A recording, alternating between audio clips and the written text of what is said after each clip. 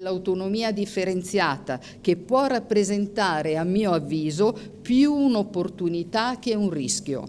Governo, regioni, Parlamento saranno tutti chiamati a dare un contributo per rendere effettivi i principi di sussidiarietà e buon andamento, senza egoismi e senza penalizzazioni per nessuno.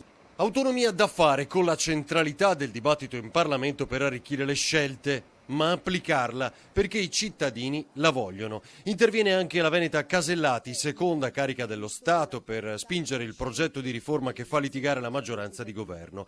E dal conclave evocato da Zaia per chiudere la partita ora si passa alle nozze in bilico, come fa il ministro Stefani.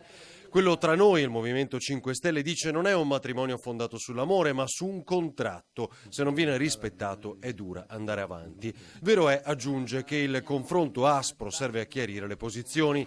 La prossima tappa è domani, nuovo vertice sul fronte cultura con Bonisoli, ma quello che conta sarà inizio settimana, finalmente, con il ministro dell'economia.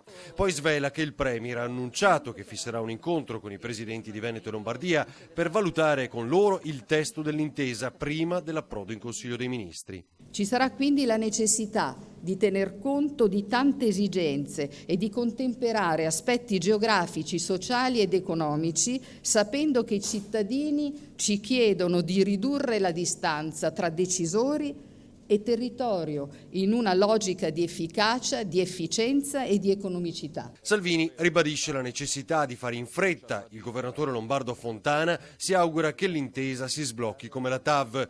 Ma se le premesse sono rivisitazione dell'autonomia finanziaria, è inutile che vada a Roma dal presidente Conte, dice.